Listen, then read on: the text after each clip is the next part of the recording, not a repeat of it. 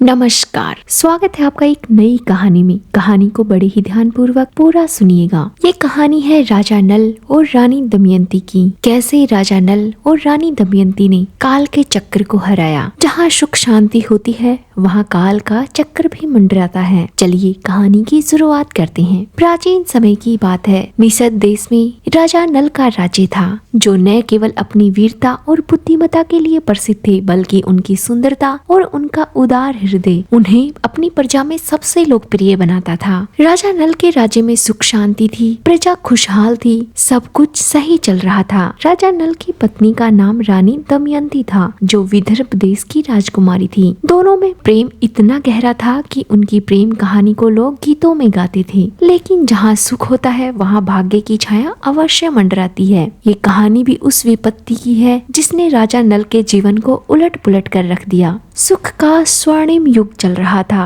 निषद का राजमहल सूरज की किरणों की भांति जगमगा रहा था। राजा नल अपनी सभा में बैठे थे, जहाँ विद्यमान कवि सेनापति उनकी प्रशंसा में कसीदे पढ़ रहे थे। दमयंती अपने शाही आभूषणों में सजी उनके बगल में बैठी थी। रानी दमयंती की मुस्कान राजा नल के लिए किसी अमृत से कम नहीं थी। उस दिन सभा में एक विशेष अतिथि भी आए हुए थे, महर्षि नारद मुनि। लेकिन नारद मुनि की आंखों में एक रहस्यमयी चमक थी। महर्षि नारद ने कहा, राजन, तुम्हारा यश स्वर्ग तक पहुंच चुका है, लेकिन सावधान, भाग्य का पहिया हमेशा एक जैसा नहीं रहता। तुम उस विपत्ति के लिए तैयार हो जो अब तुम्हारे दरवाजे पर दस्तक देने वाली है। राजा नल ने हंसकर जवाब दिया, मुनिवर, मैंने जीवन में हर चुनौती का सामना किया है। मेरे पास मेरी प्यारी प्रजा है, मेरी सेना है और मेरी सबसे बड़ी ताकत मेरी पत्नी दमयंती है। इनके होते हुए भला मुझे कौन सी विपत्ति हरा सकती है। नारद मुनि ने गहरी सांस ली और कहा, समय ही बताएगा राजन। और हाँ, एक बात याद रखना, जो तुम्हारा सबसे प्रिय है वही तुम्हारी सबसे बड़ी कमजोरी बन सकता है।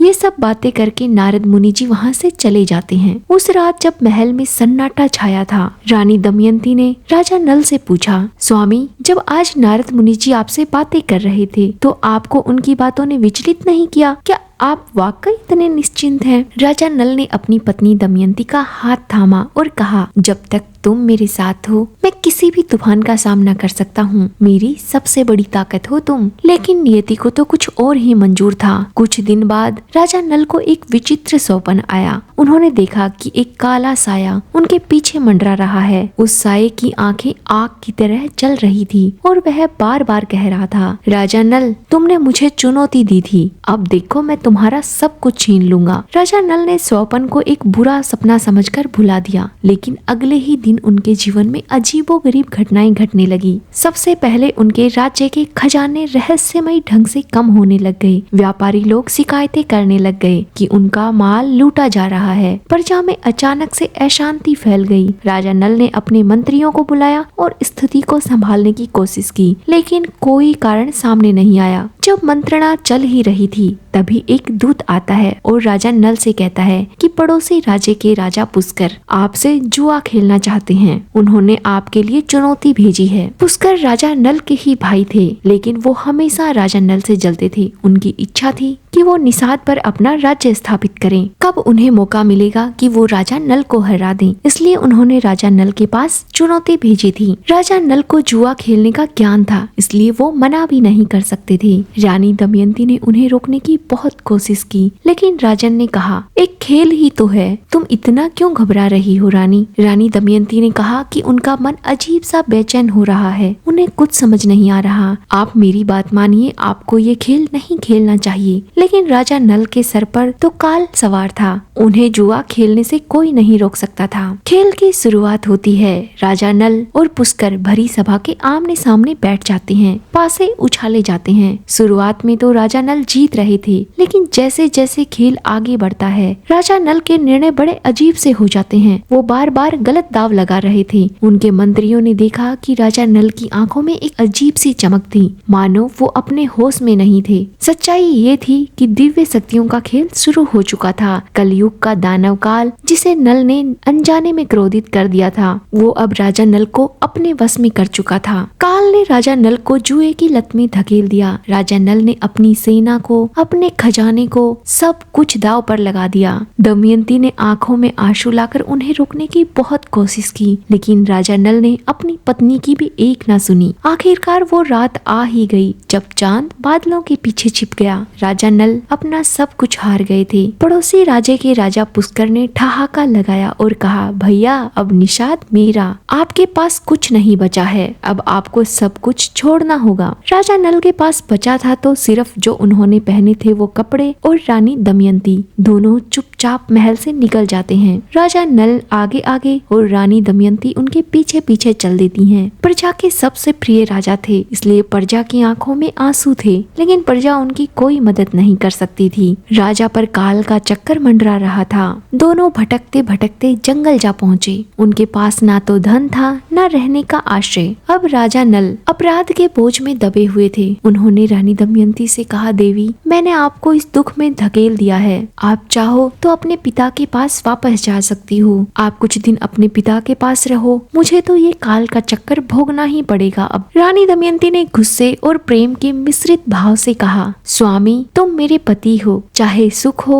या दुख हो, मैं आपका साथ कभी नहीं छोड़ूंगी। जहाँ आप रहेंगे वहीं मैं रहूंगी, जैसे आप रहेंगे वैसे ही मैं रहूंगी, मुझे इससे कोई आपत्ति नहीं है। लेकिन जंगल में उनकी मुसीबतें और बढ़ गई थी। एक दिन जब वो एक पेड़ के नीचे सो रहे थे, एक विशाल सांप ने उनको घेर लिया। राजा नल ने सांप को मारने के लिए अपनी तलवार खींची, लेकिन उनकी तलवार भी टूट गई। रानी दमयंती चीख पड़ती है। तभी एक रहस्यमयी साधु वहाँ प्रकट होते हैं। उन्होंने सांप को वहाँ से भगा दिया था। साधु बाबा राजा नल से कहते हैं, राजन, तुम्हारी विपत्ति का कारण तुम्हारा अहंकार नहीं, बल्कि एक दिव्य षड्यंत्र है जो काल है। तुम्हें काल ने अपने जाल में फंसाया है, लेकिन तुम हार मत मानना, तुम्हारी कहानी अभी खत्म नहीं हुई है। ये सब कहकर साधु बाबा ने राजा नल को एक मंत्र दिया और कहा, इस मंत्र का जाप करो, ये तुम्हें शक्ति देगा, लेकिन तुम्हें पहले अपने भीतर की कमजोरी को जीतना होगा। राजा नल और रानी दमयंती ने मिलकर उस मंत्र का जाप करना शुरू किया, लेकिन जंगल में उनकी राहें आसान नहीं थी। भूख, प्यास और जंगली जानवरों का खतरा हर कदम पर था। एक रात जब वे दोनों गुफा में विश्राम कर रहे थे, उन्हें दूर कहीं ढोल की आवाज सुनाई देती है। जंगल की उस अंधेरी रात में ढोल की आवाज तेज होती जा रही थी। बहुत दिनों से राजा नल और दमयंती ने कुछ खाया भी नहीं था। उनका शरीर कमजोर हो चुका था। दोनों गुफा में सावधान हो जाते हैं, एक दूसरे का हाथ थामते हैं और कहते हैं, ये आवाज किसी उत्सव की नहीं है, बल्कि किसी नए रहस्य की ओर इशारा कर रही है। हमें सावधान रहना होगा। दमयंती ने अपने पति की आंखों में देखा और कहा, चाहे जो भी हो जाए, हम मिलकर सामना करेंगे। दोनों उस आवाज की दिशा में धीरे धीरे चल पड़ते हैं। जंगल का रास्ता कांटों और पत्थरों से भरा हुआ था, लेकिन दमयंती की हिम्मत और नल का संकल्प उन्हें आगे बढ़ा रहा था। कुछ देर बाद एक विशाल वटवृक्ष के पास पहुंच जाते हैं, जहां उन्हें एक अजीब सा मेला लगा हुआ दिखाई देता है। नाचने गाने वाले लोग नहीं थे, बल्कि कुछ अजीब से साए थे, जिनके चेहरे धुंधले थे।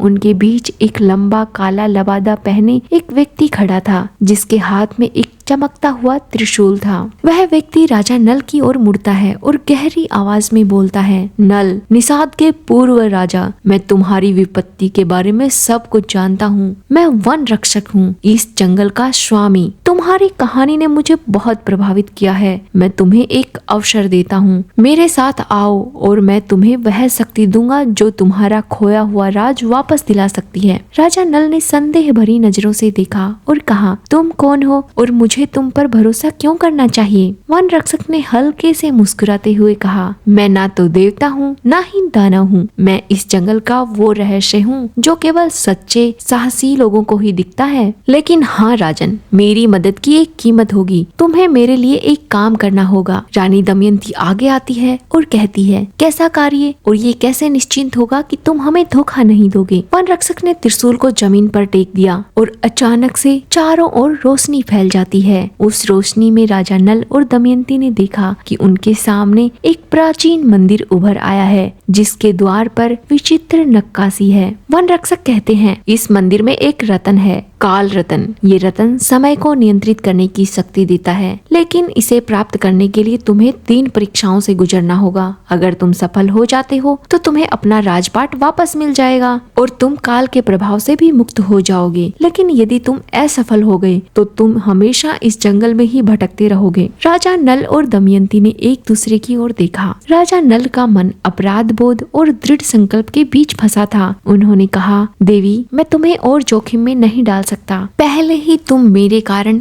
इतनी परेशानी में आ चुकी हो। रानी दमयंती ने राजा नल का हाथ अपने हाथों में लिया और कहा, प्रेम हमारी सबसे बड़ी शक्ति है स्वामी। अगर हम साथ हैं तो कोई भी परीक्षा हमें नहीं हरा सकती है। मैं तुम्हारे साथ हूँ। राजा नल वन रक्षक की बात मान लेते हैं। वन रक्षक उन्हें मंदिर के अंदर ले गए। पहला कक्ष अंधेरे से भरा हुआ था। उसमें से भयानक आवाजें आ रही थी। वन रक्षक ने कहा, ये भय का कक्ष है। यहाँ तुम्हें अपने सबसे बड़े डर का सामना करना होगा। जैसे ही राजा नल और दमयंती ने अपना कदम कमरे के अंदर रखा, अंधेरा और गहरा हो गया। राजा नल के सामने एक दृश्य आता है। वो फिर से जुए के खेल में थे। इस बार उन्होंने दमयंती को भी दांव पर लगा दिया था। रानी दमयंती की आंखों में आंसू थे और वह चीख रही थी, स्वामी, तुमने मुझे क्यों छोड़ दिया? राजा नल का दिल दहल जाता है। उनको लगा कि ये सच है, लेकिन तभी रानी दमयंती ने उनका हाथ कसकर पकड़ा और कहा, स्वामी, ये सिर्फ एक भ्रम है। मेरी ओर देखो, मैं यही हूँ। राजा नल ने गहरी सांस ली और मंत्र का जाप करना शुरू कर दिया जो साधु बाबा ने उन्हें दिया था। धीरे धीरे भ्रम टूटने लगा। रानी दमयंती ने कहा, स्वामी, तुम्हारा डर तुम्हारी कमजोरी नहीं है, बल्कि तुम्हारा प्रेम है। इसे अपनी शक्ति बनाओ। पहली परीक्षा पूरी हुई। वन रक्षक ने कहा, तुमने भय को जीत लिया है, लेकिन राजन, तुम्हारी 2 परीक्षाएं अभी बाकी हैं, जो इस पहली परीक्षा से भी कठिन होने वाली हैं।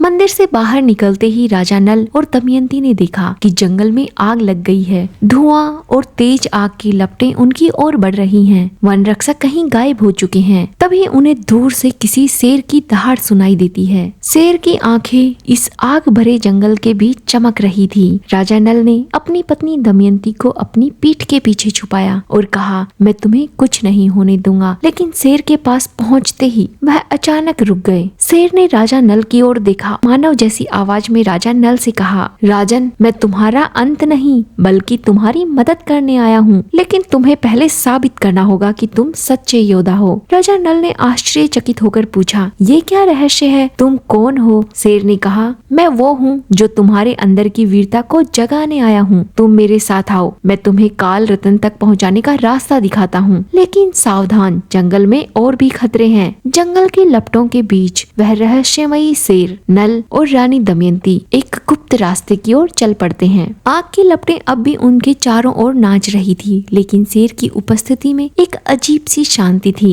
राजा नल ने अपनी पत्नी का हाथ कसकर पकड़ रखा था और शेर से पूछा, आप हमें कहाँ लेकर जा रहे हैं? और आप सच बताइए, वास्तव में आप कौन हैं? शेर ने अपनी चमकती हुई आंखें राजा नल की ओर घुमाई और कहा, मैं अग्निवीर हूँ, इस जंगल का प्राचीन रक्षक। मैं उन लोगों की सहायता करता हूँ जिनके हृदय में साहस और सत्य होता है। लेकिन तुम्हारी यात्रा अभी और भी कठिन होने वाली है राजन। काल रतन तक पहुँचने के लिए तुम्हें दूसरी परीक्षा से गुजरना होगा और ये तुम्हारे धैर्य और विश्वास की परीक्षा होगी। रानी दमयंती ने चिंता भरे स्वर से पूछा, कैसी परीक्षा और क्या ये हमारे लक्ष्य के और करीब ले जाएगी हमें? अग्निवीर ने कहा, हर परीक्षा तुम्हें तुम्हारे अंदर की शक्ति को जगाने में मदद करेगी, लेकिन सावधान, काल तुम्हें हर कदम पर भटकाने की कोशिश करेगा। इतना कहते कहते शेर उन्हें एक विशाल झरने के पास ले जाता है, जहाँ पानी की धारा इतनी तेज थी कि वो पत्थर को भी तोड़ दे। झरने के पीछे एक गुफा दिखाई दे रही थी, जिसके दरवाजे पर एक प्राचीन शिलालेख खुदा था। शिलालेख पर लिखा था, जो विश्वास छोड़ देता है वह सब कुछ खो देता है। अग्निवीर राजा से कहता है, ये विश्वास का कक्ष है। इस गुफा में आपको एक दूसरे पर पूरा विश्वास करना होगा। गुफा के अंत में तुम्हें एक दर्पण दिखाई देगा, जो तुम्हें तुम्हारी सत्यता दिखाएगा, लेकिन रास्ते में तुम्हें ऐसे भ्रम दिखेंगे जो तुम्हें एक दूसरे पर संदेह करने के लिए मजबूर कर देंगे। अगर तुमने विश्वास खो दिया तो तुम इस गुफा से कभी बाहर नहीं आ पाओगे। राजा नल और दमयंती ने एक दूसरे की ओर देखा, एक दूसरे का कसकर हाथ पकड़ा। राजा नल कहते हैं, देवी, मैं तुम पर बहुत विश्वास करता हूँ। तुम मेरी सबसे बड़ी शक्ति हो। मैं किसी भी हाल में तुम पर संदेह नहीं कर सकता। रानी दमयंती भी मुस्कुरा कर कहती है, स्वामी, मैं भी तुम पर कभी संदेह नहीं कर सकती। मेरी सबसे बड़ी ताकत तो आप ही हैं। चलो इस परीक्षा को भी पार कर लेते हैं। जैसे ही दोनों ने गुफा के अंदर कदम रखे, कदम रखते ही अंधेरा उन्हें निगल गया। चारों ओर से फुसफुसाहट की आवाज आने लगी। अचानक राजा नल के सामने एक दृश्य आता है। रानी दमयंती किसी और राजा के साथ दिखाई देती है और वह राजा नल को ताना मारकर कहती है, तुम एक हारे हुए राजा हो, मैं तुम्हारे साथ क्यों रहूं? आखिर तुम मुझे दे ही क्या सकते हो? इन कठिन भरे रास्तों से मैं तंग आ चुकी हूँ। राजा नल का दिल दुख से भर जाता है, लेकिन उन्होंने खुद को याद दिलाया कि ये सब एक भ्रम है, दमयंती तो मेरे साथ है। उधर रानी दमयंती को भी एक भ्रम दिखाई देता है। उन्हें लगता है कि राजा नल उन्हें जंगल में अकेला छोड़कर चले जाते हैं और कहते हैं, दमयंती तुम अब मेरे ऊपर बोझ बन गई हो, मैं ये बोझ और अधिक नहीं ढो सकता, मैं तुम्हें यहीं छोड़कर जा रहा हूँ, अब तुम इस जंगल में ही रहो। रानी दमयंती की आंखों में आंसू आ जाते हैं, लेकिन उन्होंने मंत्र का जाप शुरू किया और राजा नल का हाथ कसकर पकड़ लिया। जैसे ही उनका ये भ्रम टूटता है, वो गुफा से बाहर आ पहुँचते हैं, जहाँ पर उन्हें एक विशाल दर्पण दिखाई देता है। दर्पण में राजा नल और दमयंती के प्रतिबिंब के अलावा उन्हें अपने पीछे काल का काला साया खड़ा हुआ दिखाई देता है, जो हंस रहा था। काल ने राजा नल से कहा, नल तुमने मेरे भ्रम को तोड़ दिया, लेकिन तुम मेरे पूरे खेल से नहीं बच सकते हो। तुम्हारा विश्वास तुम्हारी ताकत हो सकता है, लेकिन ये तुम्हारी कमजोरी भी बन सकता है। राजा नल ने गुस्से में कहा, काल मैं तुम्हें हर हाल में हराऊंगा, मेरे पास मेरी दमयंती का प्रेम और मेरी प्रजा की आशा है। ये सब कहकर दोनों गुफा से बाहर आ जाते हैं। गुफा से बाहर आकर राजा नल और दमयंती ने देखा कि अग्निवीर अब गायब हो चुका था, लेकिन जंगल अब पहले से भी अधिक खतरनाक लग रहा था। हवाओं में एक अजीब सी ठंडक थी और पेड़ों की पत्तियां सिसक रही थी। तभी दूर से उन्हें एक आवाज सुनाई देती है, जो एक औरत की चीख थी। राजा नल ने अपनी पत्नी दमयंती से कहा, लगता है किसी को हमारी मदद की जरूरत है, हमें वहाँ जाना चाहिए। दोनों चीख वाली दिशा में तुरंत दौड़ पड़ते हैं। वहाँ जाकर देखते हैं तो उन्हें एक युवती दिखाई देती है, जो कांप रही थी और उसके चारों ओर भेड़िए मंडरा रहे थे। राजा नल ने बिना देरी किए हुए तुरंत अपनी टूटी हुई तलवार निकाली और भेड़ियों की ओर भिड़ने के लिए निकल गए। भेड़िए तुरंत पीछे हट जाते हैं और युवती ने राजा नल को देखकर कहा, राजा नल है ना आप? मैंने आपके बारे में सुना है, मैं चंद्रिका हूँ, एक तपस्वी। आप काल रत्न खोज रहे हैं ना? लेकिन सावधान रहिएगा,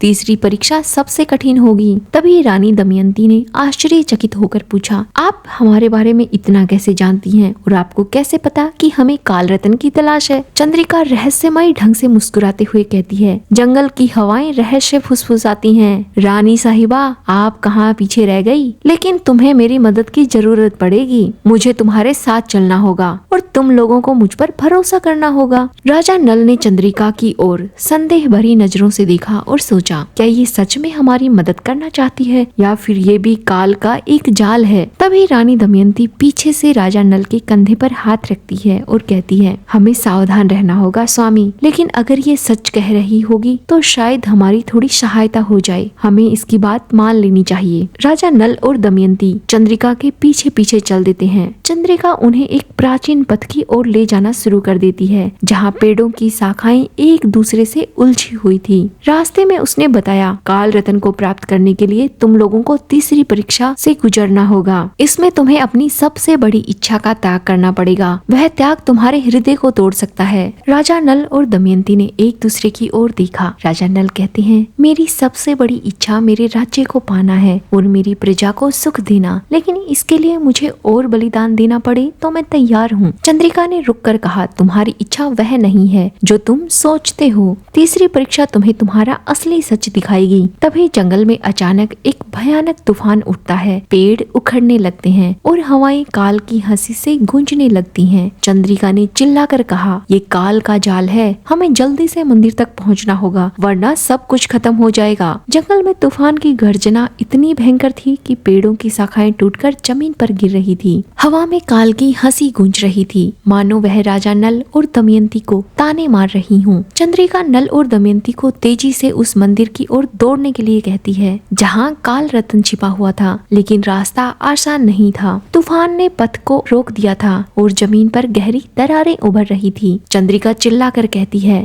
राजा नल और दमयंती, हिम्मत मत हारो, मंदिर तक पहुँच ही जाएंगे हम, थोड़ा जल्दी करो। लेकिन काल हमें रोकने के लिए अपनी पूरी शक्ति लगा रहा है। राजा नल ने अपनी टूटी हुई तलवार को कसकर पकड़ा और दमयंती को अपने साथ साथ रखा। राजा नल कहते हैं काल चाहे जितना रोकने की कोशिश करे, लेकिन मैं दमयंती और अपनी प्रजा के लिए हार नहीं मानूंगा। तभी एक विशाल चट्टान आकर उनके सामने गिरती है और उसमें से एक भयानक आकृति उभरती है जो काल रूपी दानव था। उसकी आंखें लाल थी, उसके हाथों में एक जलता हुआ भाला था। काल ने गर्जना करते हुए राजा नल से कहा, तुमने मुझसे टकराकर गलत किया है, अब तुम्हें इसकी कीमत चुकानी पड़ेगी। तुम मेरे सामने कुछ भी नहीं हो, इस तूफान में तुम्हारा अंत निश्चित है। रानी दमयंती ने राजा नल का हाथ पकड़ा और कहा, स्वामी हमें मंत्र का जाप करना होगा, ये हमारी एकमात्र आशा है। दोनों ने एक साथ उस मंत्र का जाप करना शुरू किया जो साधु बाबा ने उन्हें दिया था। मंत्र की ध्वनि तूफान की गर्जना को चीरते हुए निकलने लगी। चंद्रिका ने भी अपने हाथों को उठाया और एक प्राचीन मंत्र का उच्चारण किया। अचानक तूफान की गति धीमी पड़ने लगी और काल का दानव रूप पीछे हटने लगा। कुछ ही पलों में वे मंदिर के विशाल द्वार के पास पहुंच गए। द्वार पर नक्काशी थी जिसमें एक योद्धा को अपने हृदय का बलिदान करते हुए दिखाया गया था। चंद्रिका गंभीर स्वर में कहती है, ये तीसरी परीक्षा का प्रतीक है, त्याग की परीक्षा। काल रतन तक पहुंचने के लिए तुम्हें सबसे प्रिय चीज का त्याग करना होगा। राजा नल ने दमयंती की ओर देखा और कहा, मेरे लिए सबसे प्रिय तुम हो, इससे ज्यादा प्रिय कुछ नहीं है। दमयंती, अगर मुझे तुम्हारा त्याग करना पड़ा तो मैं ये परीक्षा नहीं लूंगा। रानी दमयंती राजा नल का चेहरा अपने हाथों में लेती है और कहती है, स्वामी हमारा प्रेम हमारी कमजोरी नहीं बल्कि हमारी शक्ति है, हमें विश्वास रखना होगा, ये परीक्षा हमें अलग नहीं करेगी। मंदिर का द्वार धीरे धीरे खुलता है और अंदर एक चमकता हुआ कक्ष था। कक्ष के बीच में एक सुनहरा मंच था जिस पर काल रतन रखा था, जिसकी रोशनी इतनी तेज थी कि पूरा कक्ष रोशनीमय हो रहा था। लेकिन मंच के चारों ओर एक अजीब सी ऊर्जा थी जो राजा नल और दमयंती को अलग कर रही थी, उन्हें पास आने से रोक रही थी। चंद्रिका ने कहा, ये तीसरी परीक्षा है। काल रतन तुम्हें सब लौटा सकता है जो तुमने खोया है, लेकिन इसके लिए तुम्हें अपने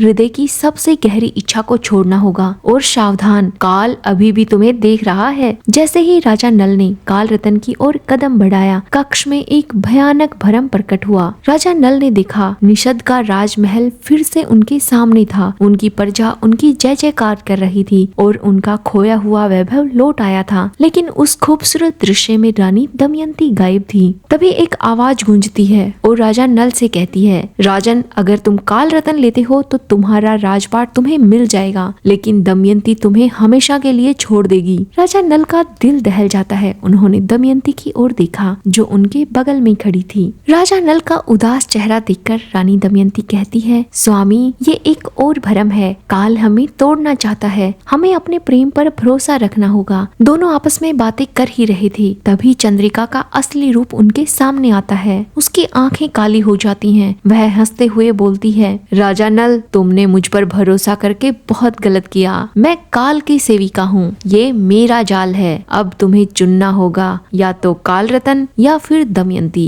यदि तुम काल रतन चुनते हो तो तुम दमयंती को खो दोगे, और यदि तुम दमयंती को चुनते हो तो तुम्हें तुम्हारा राजपाट कभी नहीं मिलेगा और तुम इसी जंगल में कैद होकर रह जाओगे, हमेशा यहीं भटकते रहोगे, एक बुजदिल योद्धा की तरह। राजा नल गुस्से में अपनी तलवार उठाते हैं, लेकिन तभी चंद्रिका एक इशारा करती है और राजा नल की तलवार हाथ से छूटकर जमीन पर गिर जाती है। दमयंती चिल्लाकर राजा नल से कहती है, ये हमारी आखिरी लड़ाई है स्वामी, हमें काल को हराना होगा, चाहे जो भी हो। राजा नल गहरी सांस लेते हैं और मंत्र का जाप शुरू कर देते हैं। उनकी आवाज में इतनी शक्ति थी कि मंदिर का कक्ष हिलने लग जाता है। चंद्रिका का रूप धीरे धीरे गायब होने लगता है, लेकिन काल की हंसी अभी भी गूंज रही थी। तभी मंच पर एक नया दृश्य सामने आया, नल और दमयंती का बच्चा जो उनके भविष्य का प्रतीक था। एक आवाज सुनाई दी जिसने राजा नल से कहा, राजन, अगर तुम काल रतन लेते हो तो तुम्हारा ये भविष्य नष्ट हो जाएगा। राजा नल रुक जाते हैं। उनका मन सोच में पड़ जाता है, क्या वे अपने राज्य, अपनी प्रजा और अपने वैभव के लिए अपने प्रेम और अपने भविष्य को दांव पर लगाएगा। तभी मंदिर के द्वार पर एक चमकती हुई आकृति प्रकट होती है जो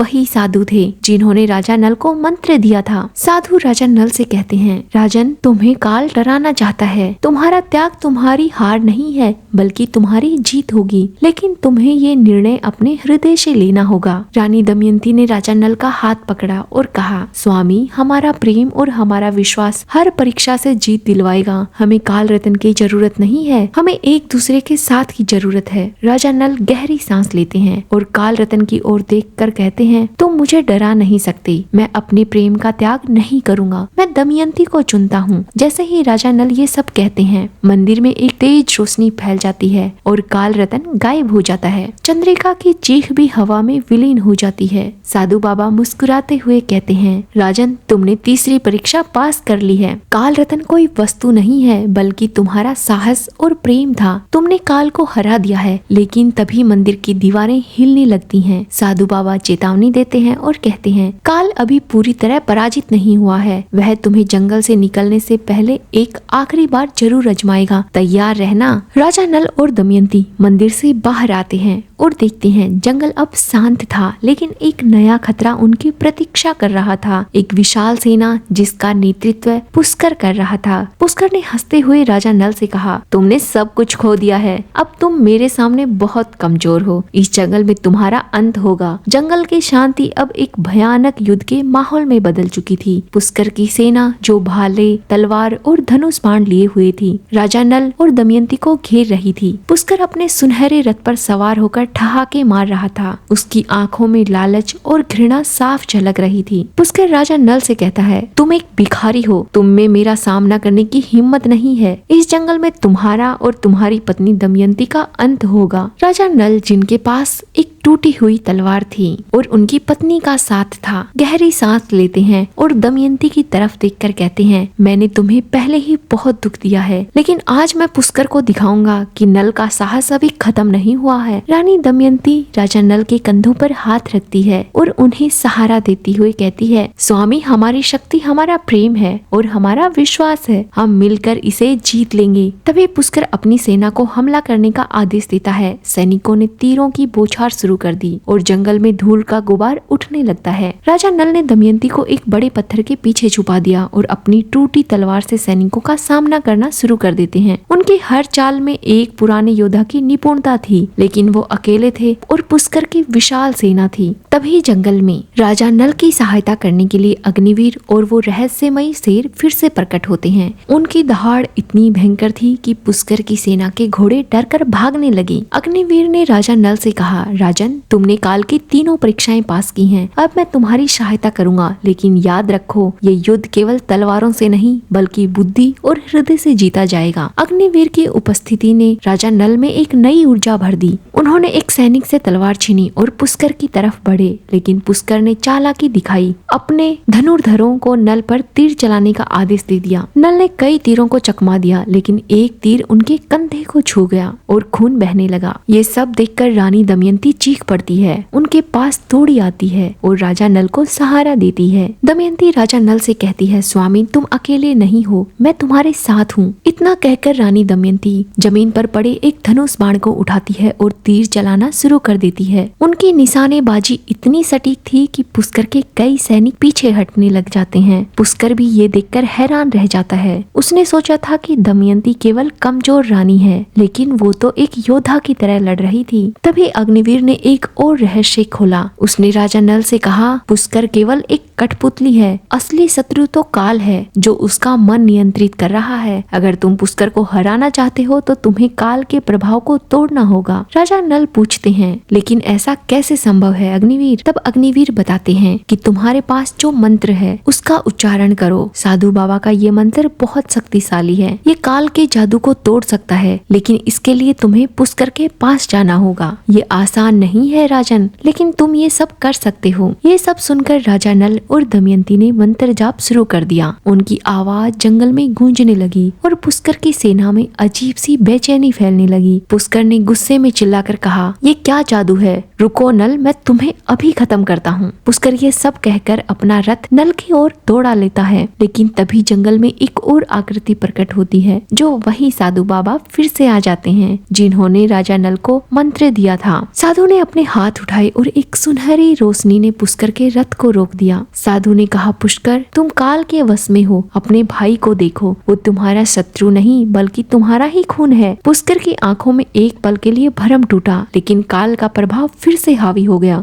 उसने चिल्लाकर कहा, मैं राजा नल को आज बिल्कुल नहीं छोड़ने वाला हूँ, और एक जादुई भाला निकालकर नल की ओर फेंक देता है। रानी दमयंती राजा नल को पीछे धकेलकर खुद आगे आ जाती है। ये भाला रानी के कंधे को छू गया। रानी दमयंती दर्द से कराह उठती है, लेकिन उन्होंने राजा नल से कहा कि आप मंत्र का जाप करते रहें, मंत्र नहीं रुकना चाहिए। राजा नल का गुस्सा अब चरम पर था। उन्होंने मंत्र का जाप और तेज कर दिया। उनकी आवाज में ऐसी शक्ति थी कि जंगल की हवाएं थम गई। पुष्कर का रथ हिलने लगा और उनकी आंखों में काल का साया धीरे धीरे गायब होने लगा। पुष्कर अचानक जमीन पर गिर पड़ा और चीखने लगा, भाई मुझे माफ कर दो, राजा नल मुझे माफ कर दो, मैंने आपके साथ विश्वासघात किया है। अब पुष्कर से काल का प्रभाव टूट चुका था, लेकिन वह अभी भी हारा नहीं था। जंगल में अचानक अंधेरा छा गया और एक विशाल काली आकृति प्रकट होती है। ये काल का अंतिम रूप था, एक राक्षसी प्राणी जिसके हाथों में समय की जंजीरें थी। काल ने गर्जना की और नल से कहा, तुमने मेरे जाल को तोड़ दिया है, लेकिन मैं तुम्हें जीतने नहीं दूंगा। तुम्हारा समय अब मेरा हो चुका है। वहीं खड़े साधु बाबा ने राजा नल से कहा, राजन ये तुम्हारी अंतिम लड़ाई है काल को हराने की, और इस काल को हराने के लिए तुम्हें अपने भीतर की शक्ति को जगाना पड़ेगा। वह शक्ति तुम्हारे प्रेम, तुम्हारे साहस और तुम्हारी प्रजा के विश्वास में है। रानी दमयंती अभी भी दर्द में थी और राजा नल का हाथ पकड़ रखा था।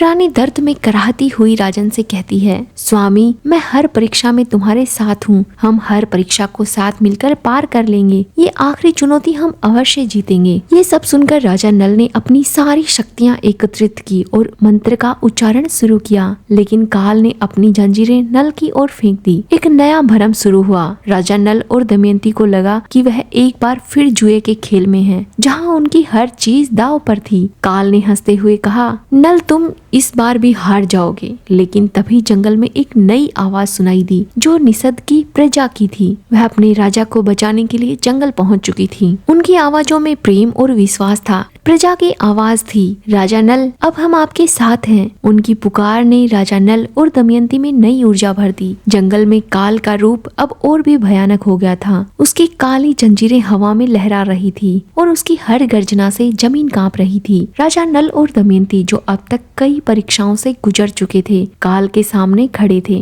रानी दमयंती का कंधा अब भी घायल था, लेकिन उनकी आंखों में दृढ़ संकल्प था। राजा नल अपनी तलवार उठाते हैं, जो अब भी चमक रही थी, मानो साधु बाबा के मंत्र ने उसमें नई शक्ति भर दी हो। निषद के प्रजा की पुकार जंगल में गूंज रही थी, राजा नल, रानी दमयंती हम आपके साथ हैं। उनकी आवाज ने नल के हृदय में नई आग भर दी। पुष्कर जो अब काल के प्रभाव से मुक्त हो चुका था, अपने भाई के पास खड़ा था। उसकी आंखों में पश्चाताप के आंसू थे। उसने राजा नल से कहा, भैया मैंने तुम्हारे साथ विश्वासघात किया, लेकिन अब मैं तुम्हारे साथ हूँ, मुझे एक मौका दो अपने अपराध को धोने का। राजा नल ने पुष्कर का कंधा थपथपाया और कहा, पुष्कर तुम मेरे भाई हो, तुम्हारा अपराध काल का जाल था, अब हम सब मिलकर उसका अंत करेंगे। काल ने ठहाका लगाकर कहा, नल तुम्हारी प्रजा, तुम्हारा भाई, तुम्हारा प्रेम सब व्यर्थ है। मैं समय का स्वामी हूँ, तुम मेरे सामने टिक नहीं सकते। और काल ने अपनी जंजीरें नल की ओर फेंकी, लेकिन नल ने अपनी चमचमाती तलवार से उन्हें काट दिया। तलवार से एक सुनहरी रोशनी निकली जो काल की जंजीरों को कमजोर कर रही थी। साथ ही राजा नल और दमयंती ने एक साथ मंत्र का जाप शुरू कर दिया। उनकी आवाज में इतनी शक्ति थी कि जंगल के पेड़ भी गूंजने लगे। प्रजा ने भी उनके साथ मंत्र का उच्चारण शुरू किया। उनकी सामूहिक आवाज ने काल के राक्षसी रूप को पीछे धकेलना शुरू कर दिया। साधु जो अब भी वहीं मौजूद थे, उन्होंने अपना हाथ उठाया और कहा, नल तुम्हारी शक्ति तुम्हारे अकेलेपन में नहीं बल्कि तुम्हारे साथियों में है। तुम्हारा प्रेम, तुम्हारी प्रजा का विश्वास और तुम्हारा साहस यही काल को हराएगी। काल ने गुस्से से एक और हमला किया। उसने जंगल में एक काला बवंडर बनाया जो सब कुछ निगल रहा था। पेड़, पत्थर, यहाँ तक कि पुष्कर की सेना के कुछ सैनिक भी बवंडर ने खींच लिए थे। तभी रानी दमयंती चिल्लाकर कहती है, स्वामी हमें हमें इस बवंडर को रोकना होगा, वरना सब कुछ नष्ट हो जाएगा। रानी दमयंती ने अपनी सारी शक्तियों को एकत्रित किया और मंत्र का जाप और तेज कर दिया।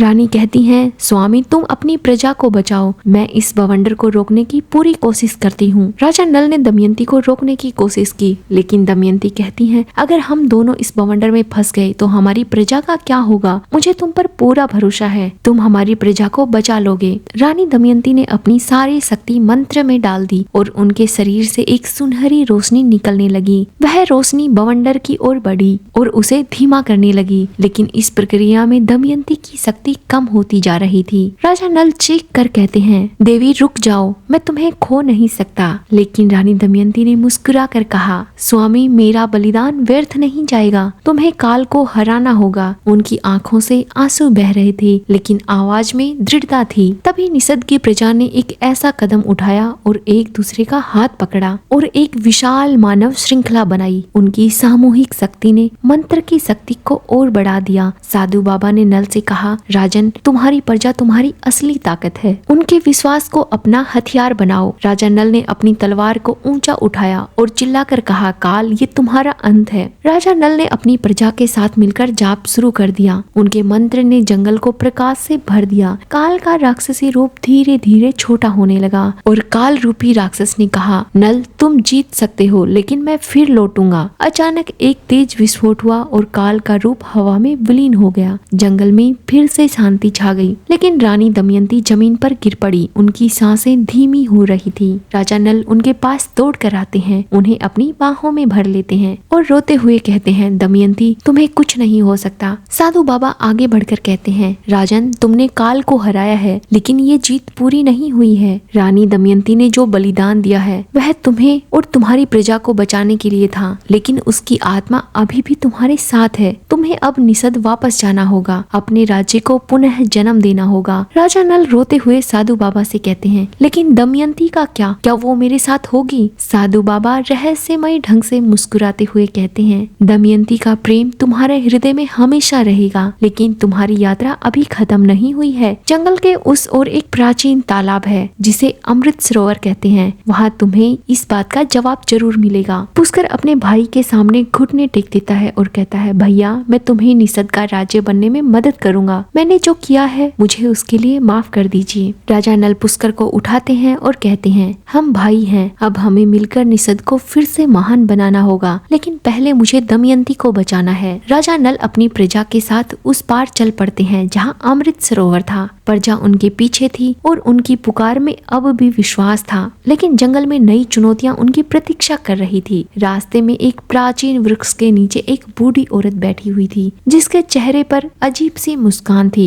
उन्होंने राजा नल से कहा, राजन अमृत सरोवर पहुंचने के लिए तुम्हें एक आखिरी रहस्य को सुलझाना होगा, क्या तुम तैयार हो? राजा नल ने अपनी पत्नी की ओर देखा जो अब भी बेहोश थी और कहा, मैं कुछ भी करूंगा अपनी दमयंती को बचाने के लिए। जंगल का रास्ता अब और रहस्यमयी हो गया। राजा नल दमयंती को गोद में ली हुई अपनी प्रजा और अपने भाई पुष्कर के साथ उस पेड़ की ओर बढ़ने लगे जहाँ वो बूढ़ी औरत बैठी हुई थी। उसकी आंखों में समय की गहराइयां थी, मानो वह सदियों से इस क्षण का इंतजार कर रही हो। राजा नल ने दमयंती की धीमी सांसों को महसूस किया और बूढ़ी औरत से कहा, मुझे बताइए अमृत सरोवर कहाँ है? मेरी दमयंती को बचाने का रास्ता क्या है? बूढ़ी औरत गहरी सांस लेती है और कहती है, राजन तुमने काल को हराया, अपनी प्रजा का विश्वास जीता, अपने भाई को वापस पाया, लेकिन अमृत सरोवर तक पहुंचने के लिए तुम्हें अंतिम रहस्य को सुलझाना होगा। यह रहस्य तुम्हारे हृदय में छिपा है। सरोवर का जल केवल तभी तुम्हारी दमयंती को बचा सकता है जब तुम अपने अतीत के हर दुख को क्षमा कर दो, अपने आप को, पुष्कर को, यहाँ तक कि काल को भी। ये सब सुनकर राजा नल ने आश्चर्यचकित होकर पूछा, काल को क्यों क्षमा करना है? उसने मेरा सब कुछ छीन लिया, मेरी दमयंती को इस हाल में पहुंचा दिया, मैं काल को कैसे माफ कर दूं? बूढ़ी अम्मा मुस्कुराती है और कहती है, क्षमा कमजोरी नहीं बल्कि सबसे बड़ी शक्ति होती है। जब तक तुम्हारे हृदय में घृणा और अपराध का बोझ रहेगा, अमृत सरोवर का जल तुम्हारे लिए निष्फल रहेगा। राजा नल गहरी सांस लेते हैं और पुष्कर की ओर देखते हैं। उन्होंने पुष्कर से कहा, तुमने मेरे साथ विश्वासघात किया, लेकिन तुम मेरे भाई हो, मैं तुम्हें माफ करता हूँ। पुष्कर की आंखों में आंसू झलक आए और उन्होंने राजा नल के पैर छू लिए। फिर राजा नल ने अपने हृदय की ओर देखा और कहा, मैंने जुए में सब कुछ खोया, अपने अहंकार के कारण अपनी प्रजा को दुख दिया, मैं खुद को माफ करता हूँ। अंत में राजा नल ने काल की ओर देखा जो एक धुंधले साये के रूप में उनके सामने प्रकट हुआ था। राजा नल ने कहा, काल, तुमने मुझे हर तरीके से आजमाया, लेकिन तुमने मुझे प्रेम और शक्ति का असली अर्थ सिखाया, मैं तुम्हें माफ करता हूँ। जैसे ही राजा नल ने ये शब्द कहे, जंगल में एक सुनहरी रोशनी फैल गई। बूढ़ी औरत वहाँ से गायब हो गई। उनके सामने एक चमकता हुआ तालाब प्रकट हुआ, अमृत सरोवर। इसका जल इतना स्वच्छ और प्रकाशमयी था कि वह सूरज की किरणों से भी अधिक चमक रहा था। राजा नल ने दमयंती को सरोवर किनारे लिटाया और जल को उनके चेहरे पर छिड़का। जैसे ही जल दमयंती के शरीर को छुआ, उनके शरीर में एक सुनहरी चमक फैल गई। उनकी सांसें सामान्य होने लगी, उनकी आंखें धीरे धीरे खुलने लगी। जैसे ही रानी ने राजा नल को अपने सामने देखा, मुस्कुराई और कहा, स्वामी, तुमने मुझे बचा लिया। राजा नल कहते हैं, दमयंती, तुम मेरी आत्मा हो, मैं तुम्हें कभी नहीं खो सकता। प्रजा राजा नल और रानी दमयंती की जय जयकार करने लगी। सब लोग महल पहुंच जाते हैं। प्रजा राजा नल का भव्य स्वागत करती है। राजा नल ने सिंहासन पर बैठकर अपनी प्रजा से माफी मांगी और कहा, मैंने जो भी गलतियां की हैं, उनसे मैंने सीखा है। अब मैं केवल राजा नहीं बल्कि आपका सेवक बनकर शासन करूंगा। रानी दमयंती ने प्रजा से कहा, हमारी शक्ति हमारी एकजुटता है। काल ने हमें तोड़ने की बहुत कोशिश की, लेकिन हमारा प्रेम और विश्वास अटल रहा। उसी रात राजा नल को काल का अंतिम संदेश मिलता है। जब राजा नल और रानी दमयंती अपने कक्ष में लेटे हुए थे, काल का हल्का सा साया प्रकट होता है जो अब एक भयानक रूप में नहीं था। काल कहता है, राजन, तुमने मुझे हराया, लेकिन मैं तुम्हारा शत्रु नहीं था। मैं समय का एक हिस्सा था जो तुम्हें तुम्हारी असली शक्ति दिखाना चाहता था। तुमने साबित कर दिया कि प्रेम, विश्वास और क्षमा की सच्ची जीत है। काल गायब हो गया। राजा नल और दमयंती एक दूसरे को देखकर मुस्कुरा रहे थे। वो जानते थे कि उनकी कहानी अब केवल उनकी नहीं बल्कि निषद की प्रजा की प्रेरणा बन चुकी है। अब निषद का फिर से स्वर्णिम युग शुरू हो जाता है। निषद को राजा नल और रानी दमयंती ने फिर से समृद्ध बनाया। पुष्कर उनके विशेष सलाहकार बने और प्रजा में सुख शांति लौट आई। उनकी कहानी गीतों में गाई जाने लगी। लेकिन राजा नल और रानी दमयंती के लिए सबसे बड़ा सुख था एक दूसरे का साथ। इस कहानी से भी हमें यही शिक्षा मिलती है, जब एक दूसरे का साथ हो, एक दूसरे का विश्वास हो, तो कठिन से कठिन परीक्षा भी आसान हो जाती है। पति पत्नी का खुशहाल जीवन भी विश्वास, प्रेम और एक दूसरे के साथ के बिना नहीं चल सकता। कहानी कैसी लगी कमेंट करके जरूर बताइएगा और ऐसी ही प्यारी प्यारी कहानियों को सुनने के लिए हमारे चैनल को जरूर सब्सक्राइब कीजिएगा। धन्यवाद।